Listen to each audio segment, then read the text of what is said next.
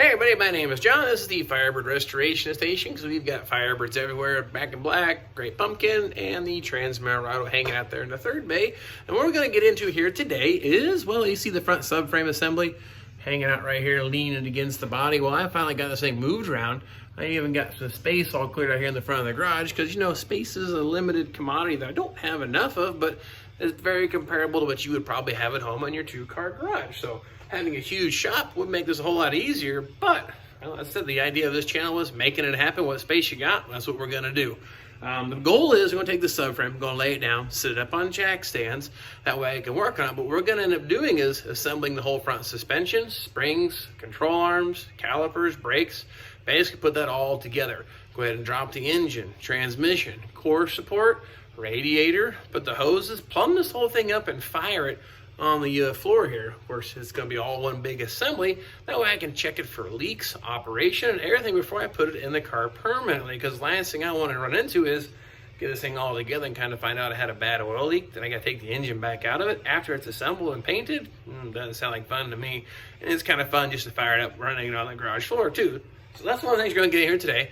First things first, we're going to flop that thing down and get things positioned. Then I got to get that pretty painted engine, got my engine hoist, and that big box back there is a transmission. And we're going to start assembling a big toy car, or best you say a big model car nonetheless. But anyway, let's get this thing going. We'll give you a quick little tour of the shop here. Here's the space here got cleaned out. I measured up with the old calibrated eyes and fingertips, stretching them out. I should have enough room to get this thing all to sit in here. And there's the old engine, transmission and stuff. I don't think I want anything to do with that. Like I said, the engine block, I don't think it's worth a whole lot, but if someone's interested in this stuff, let me know. I'd like to get rid of it. And then I've got the engine all painted up, previous episodes, ready to rock. And then I got the transmission hiding there in that box. And so I'm going to start using these parts, and I'll start taking up less space, putting it all here. And then I have in the boxes behind me, front suspension kit for the spindles, disc brake conversion, and all that stuff there. But this is that stuff that I painted a while back, and as you can tell, it flashed off. It has like a non-super glossy finish. It looks really close to original, and I really like it. And it's pretty durable too. I don't think it would stand up to someone throwing rocks at it or gouging with a screwdriver, but it's still pretty durable. Anyway, let's get the jack stands here and get this thing put into place.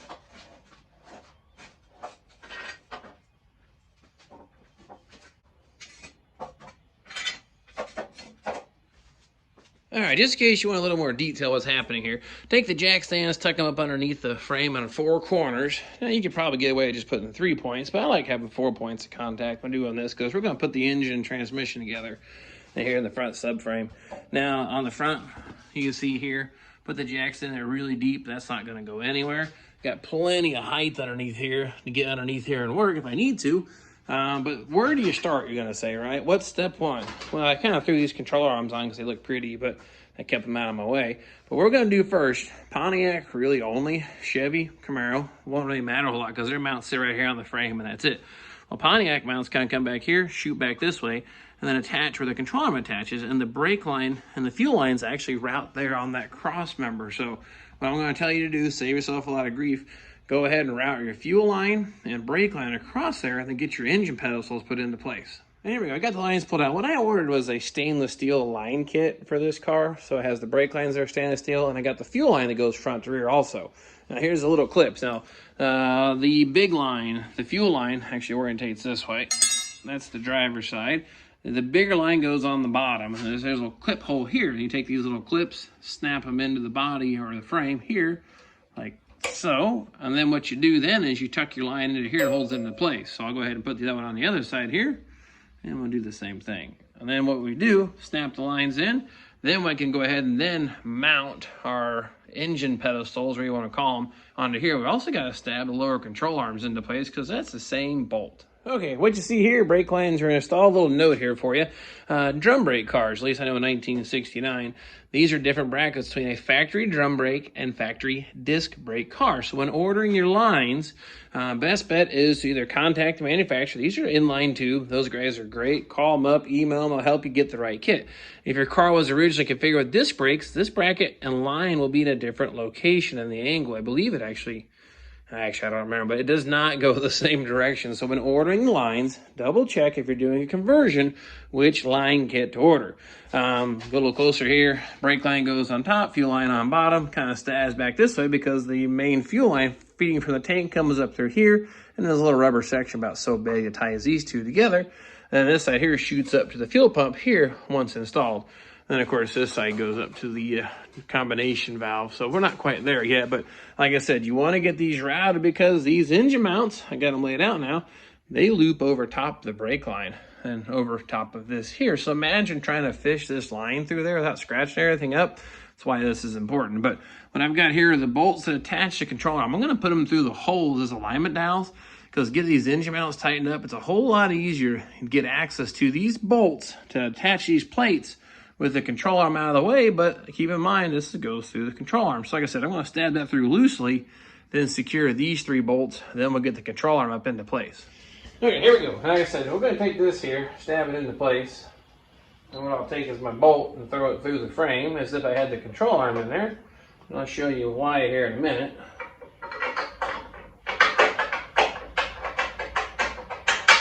That's my alignment pin.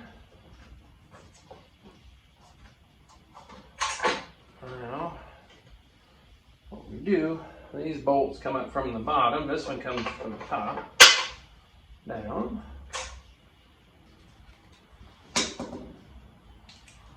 Take my socket. And actually, this is where the control arm was installed.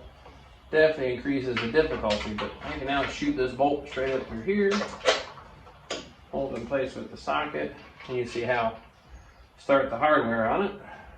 Now, I did all the sandblasting on these parts, control arms, installed bushings. I've done a lot of behind the scenes things, I guess you could say, that I didn't feel it was necessary to do a video on, but all this stuff's been sandblasted and painted, and you guys assembled and ready to go.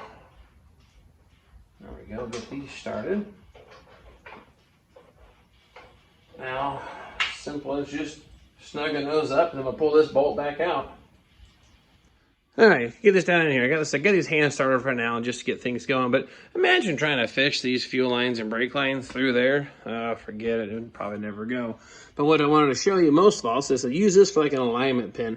That way it gets everything back together. We're going to pop that bolt out and we'll put the control arm in. But the reason you leave the control arm out, let me poke your head up underneath here. See that bolt down there? You'd never get that thing in with the control arm in the way. I mean, it can be done, but it's a whole lot more difficult. And even these 2 bolts here, those 2 with a control arm in the way, definitely restricts access. So that's what I'm trying to say. My best order of operation, install the lines, install the mounts, and then put the control arm in or whatever, and then put the engine and transmission in. So now all I gotta do is torque these 3 fasteners down and pull that bolt back out. I don't know about you, but it's already starting to look a whole heck of a lot better. Of course, I didn't show this in the video. A little tape on the end of the lines, keep dirt, crud, debris, critters, whatever might happen out of there. And the other thing that happens when putting this stuff together, of course, you can see here the threads. It always chips the paint. One of the things I like to do, pretty self-explanatory, probably seen it 100 times before, but these paint can lids, man, they have more than one purpose. I'm actually right-handed, so this ought to be fun. A little paint, and literally just touch all this stuff up. Oops, get the camera where it needs to be, silly. Trying to watch with one hand and paint with the other, but you get the idea. Come through, touch all those up. Much better, needs a little love, right? So check this out. A little dab of paint, go like this. And I guess I might be left-handed after all, but just paint that thing up, touch it up a little bit. I think it looks a whole lot better. Go ahead and hit all these bolt heads I've chipped up while putting them in. And then we'll go ahead and get the control arms installed. Right, here we go. We've got the control arms ready to install. I've already sandblasted these and painted them. These are the originals that came off this car. They're actually in really nice shape. I did install new ball joints and, of course, pressed in new bushings. I like to paint the control arms first and then install the bushings. They're covered with quite a bit of dust from sitting out here in the garage. But as you can see, I got them kind of laid into place. Did the same thing with the upper. New control arm bushings after I sandblasted. This is something I kind of like the contrast. A little more detail, but anyway, nonetheless, let's get this thing put into place, get the bolts started loosely by hand, and then we'll get the engine and transmission put together. Okay, subframe all assembled as far as we're going to go. Upper and lower control arms installed. Bolts are in, but not tight, just the nuts on the end to keep them from falling out. And if you got a sharp eye, you'll see a coat hanger. What that's actually doing is holding that control arm up off the floor so as I can slide the engine hoist in here to drop that thing into place. But let me show you what I've got going on inside my head. Now, hold on, this might be a fun journey. but it's raining outside today. Normally I put this car outside, use all the space and work. Well, I don't have a rainy day car to get by, so we're gonna make do with what space we got. So what I've got in my head, inside that box is our new transmission. I'm gonna pick it up, put it right here on my piece of cardboard so I don't scratch up the transmission pan. I've already got the engine set up with the engine hoist lift ready to go. So I'm gonna pull the engine hoist off my engine stand, pull the engine off the engine stand, lower it down, hook the transmission up, then roll this thing into place and drop it on our 3 points. 1, 2, 3. Then I'll have an engine and transmission sitting on that subframe. That's my goal. So hopefully, kind of visualize it all in my head, it's going to work, but let's see how this goes. What I'm thinking about, I'm going to show you the transmission. This is one that I purchased from Jag. That's actually a mild rebuild, almost stock, so a little firmer shifts in factory, but really operates like the factory, minus it doesn't have a kickdown cable, which is absolutely brilliant because I do not like getting those things dialed in, but they assured me that it will shift fine and work great. The other cool thing is it's set for Chevy or Pontiac, so say later on you want to LS swap this bad boy, transmission will still work, no modifications. Now, something kind of popped in my head. Here's a torque converter. I got a brand new one here for it. I know this guy here, he's kind of cool. Torque converters, high stall converters, it's a must, but you want to pre-fill the converter before installing it with a little bit of transmission fluid. So I plan to do just that, actually. Put a little bit in here and let it soak. And this isn't a high stall converter. Again, it's a very relatively factory replacement. If I can get the cap off of it. Okay, and what I'm going to do is just fill this thing up with transmission fluid, let it sit while I get everything moved around. Here's something kind of funny. Here's the directions. It says, please read carefully. And I actually did. Who reads directions, right? But check this out here. It actually says when installing, add about 1/4 of ATF to the converter before installing.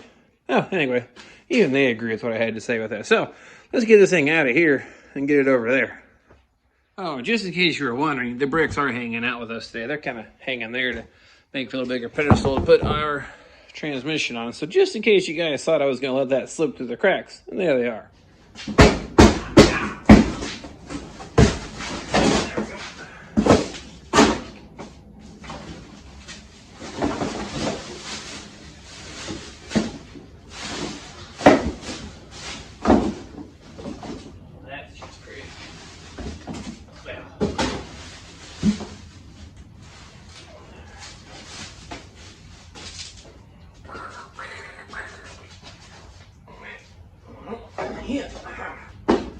And voila.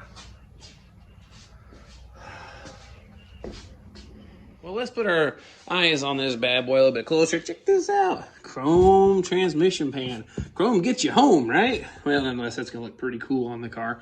Now, it's got a little bit of seepage from the dyno testing. So I'm going to wipe this thing off and make sure I don't have any fluid building up on it. Because there's a little bit over here on this side, too. So I'm going to wipe that down. And something else I'm going to do, I'm going to say, I'll call it the next step. I'm going to pull the engine off my engine stand. And I'm going to test fit the torque converter to the flex plate and make sure my bolt holes actually line up with the flex plate. Last thing I want to do is bolt this thing together, and then I can't get the holes lined up to put the torque converter to engage because I need that to spin to make this go, to make the car go. So anyway, next thing's here. I want to get that thing pulled off there. I'm going to get that thing test fitted. I just got back from making a little trip to Mexico. Never been there before. Took a little vacation, a little bit of business, a little bit of pleasure, I guess you could say it all together. And had a little visit. I will say it was a very educational, entertaining experience. Went to Tijuana. And that's all I'm going to say about that. Would I go back again? Yeah, possibly. The next time I go, I'll probably fly right into Mexico. Trying to get back across the border, that is a slow moving process. Now, getting into Mexico is pretty quick, but coming back this way, took about 4 hours to travel a mile and a half. So you get the idea. All right, now let's see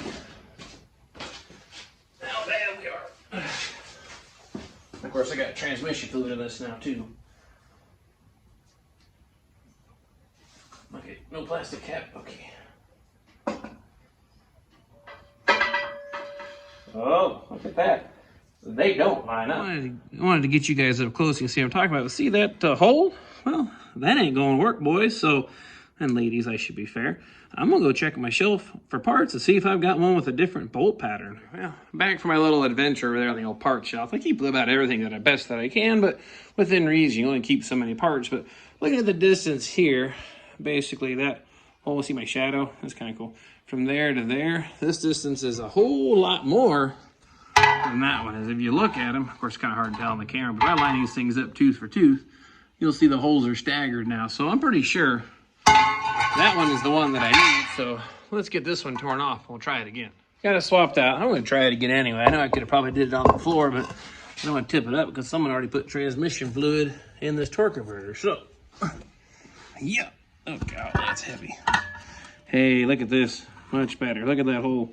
That's going to work. So now, we'll get the torque converter seated in the transmission. Something to keep in mind with seating the torque converter. There's 3 steps. You got your stator, I guess. Oh, heck, I don't remember the parts and impeller stator. There's 3 pieces. You got the front pump, stationary part, and the whirly gig that spins inside. So there's 3 steps that have to be seated. You'll feel the first one seat pretty easy. The second one, you'll feel the third one's a little tricky. It's these little grooves here in the torque converter. Right where it operates the front pump. You got to get those lined up. So what we'll do, we'll go ahead and stab this thing on there. Give a little spin. There's the first one. There's, There's the second one. I think, yep. And the third one, you'll know when you seat it, because you won't be able to get your fingers in between the torque converter and the transmission pan. You'll actually get so close that you can't get your hand in there.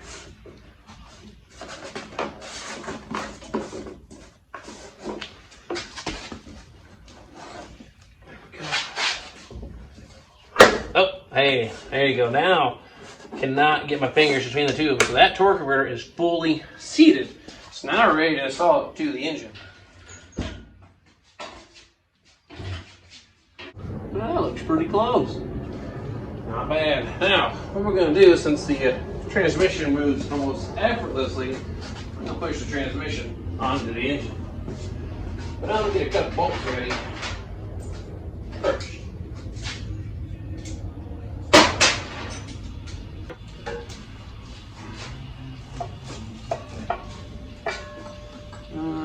Looks like I need to go. No. That'll actually work. Huh. Could do that again if I tried. Oh, wrong socket. And I just get a couple turns on this. I'll do the same to this side. Look at that. Now see, there's the other advantage of putting it together outside of the car. Well, it's a whole heck of a lot easier. I have fought some of these getting them lined up before to get them to go, but you can see how much time it took me. I literally just slid right up into place. And now we're bolted up nice. So, I think what I'll do next, we'll get the other bolts in the bell housing, and then see if I can get the torque converter bolts in. That looks pretty good. We'll get down here and do these torque converter bolts. It's a whole lot easier to do it while it's right here, right in front of our faces. Get that one lined up. Now the little secret to this is get all 3 of them started by hand and then just snug, because you want that torque converter to move a little bit, because I have learned sometimes you get 2 of them in, 1 of them in, get them tight, it just won't line up sometimes. That's just my tip. Get all 3 started and then torque them all the way down. And of course, here's the other cool part. With it outside of the car, you can put your ratchet on the end of the crankshaft, come over here, turn the engine over. It'd probably turn over a whole lot easier if I took the spark plugs back out, but that's some pretty good compression. Now, check that out. Now, we'll get this one started by hand. Just snug is all you got to do.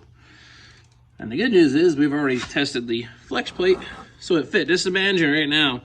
If I wouldn't have done that, we had this bolted together and kind of find out the holes don't line up. Now, if you're going back with the engine you took back out of the car, torque converter you took out of the car, not a necessary step, but when you start swapping things around, anything's possible.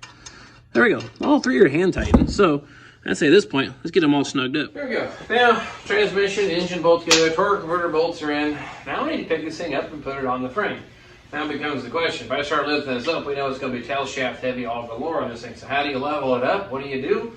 And that's pretty self-explanatory, I would think, but just in case you didn't know, ratchet straps. They are your bestest friends in the whole wide world when it comes to this stuff. I love these things for body panel alignment, engine installation, so you never have too many ratchet straps. So basically what we're going to do, we're going to tie the rear of the engine up, click it up, use it as an engine leveler, and pull back against our lid point. Now, of course, we're changing the center of gravity a little bit. It's going to hang out a little bit further, so just be cautious when doing this, but it does work. I've done it many a time, so just something to get some of those little tips to keep in your head that, hey, this might work pretty good. Or again, like I like to say, you know, there's the right way, the wrong way, how I do it. So here we go. Basically, just hook it up like that. Eventually, there we go. Now that should keep it pretty much horizontal as I go across.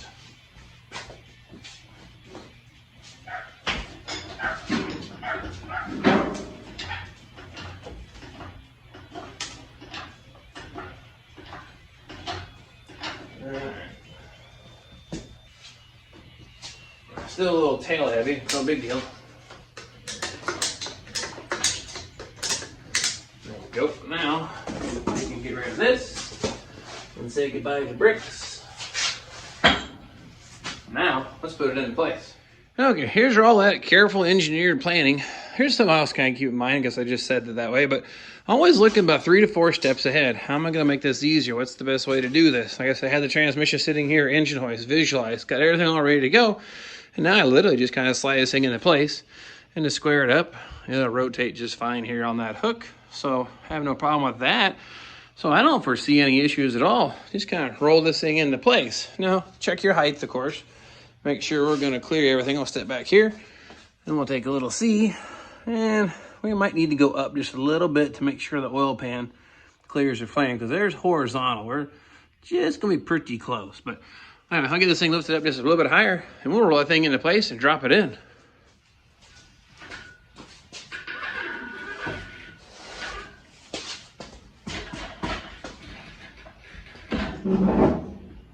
Now, see now why I have the control arm tied up, would have hit that thing right off. So, gonna move right past that bad boy. Get you up here a little closer. As you can see, we're sitting above the subframe now. So we can square this thing up to the frame. And we can check our distance front to rear. I'd say we're pretty close. I'm gonna let it down a little bit here. See if we get this thing laying where it needs to go. I suppose that might make you a little nervous. The idea is not to scratch the paint up here. Trying to keep this thing looking as good as possible. So here goes nothing, I guess.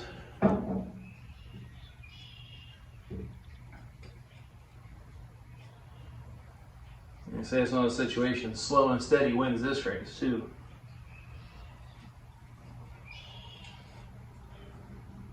Looking pretty good so far. Whoa, whoa. Easy. Oh. There we go. Yeah, I made that look that easy. That actually went pretty good. Now I'll check my bolt alignment, but I think that's it. Okay, let me show you what we got to work with here. And what we're doing is, here's the engine mounts.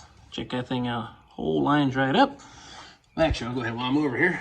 Go ahead, just get this bolt started. I'll tell you, it's a whole lot easier right now. There's no exhaust in the way. Not climbing around the body of the car.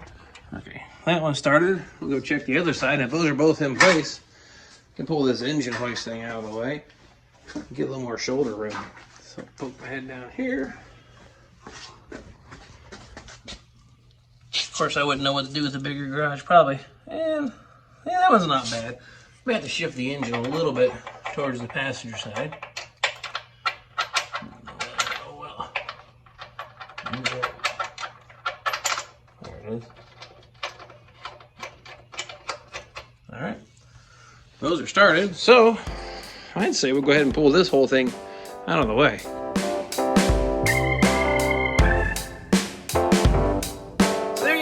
engine, transmission, subframe assembly, all hovering off the floor.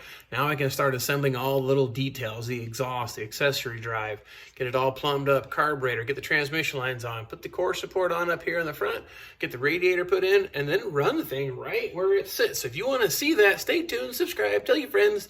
You know what we need to do around here, and I appreciate you sharing this with your friends. I'd love to see this channel take off, grow, and actually help support the crazy here, because I've learned you can make just a little bit of money at YouTube. Now, that never was my goal, but if I could as a side effect, that would definitely help fund these projects and keep me rolling and share this information with you. So hopefully you gained a little knowledge. Like I said, now if you look down there now, just imagine trying to run that brake line and fuel line with the engine in the way, engine mounts in the way. Could it be done? I have no idea. I've never tried. I've always done it this way. So hopefully that tip helps you out. Again, flex plate, check the bolt pattern. That almost kicked my butt this time around. It's only happened once, but I learned from those mistakes. I want to share with those tips with you to help save some of those headaches and keep the stuff enjoyable, and keeping it fun is what's most important. And I've got a lot of requests on the car flipper thing. I wish that I could find my engineering drawings. I literally drew this thing up on graph paper after measuring the body for the transmitter rattle. I had it torn apart, and a way to flip it up on its side so I could paint the underbody and do the plumbing, do the detail work, and also gives you more garage space on the floor. And it's low ceiling clearance. Check out that garage door. I have all kinds of space still. So I will see about doing a video, maybe taking measurements again. And if you guys want to try to build one of those, I think I might have said Traction Supply, but I think that cylinder actually came from Harbor Freight. Same difference. It's the same thing.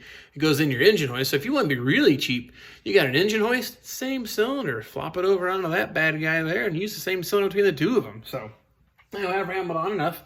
Next go around, we're working on hooking up all the accessories, and I do plan on running it right here so we can check it for leaks, check it for exhaust leaks, coolant leaks, oil leaks, everything. Hook up the transmission, make sure everything is good before we put it back on the body, because we're getting really close. I gotta run the plumbing, fuel tank.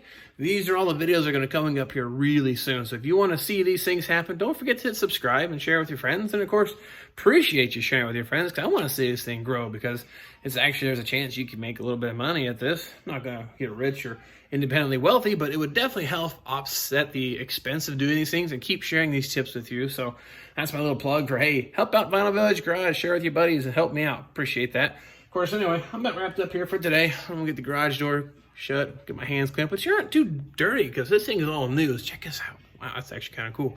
But nonetheless, appreciate you following me on the journey. We'll grab the camera and we'll catch you guys next time.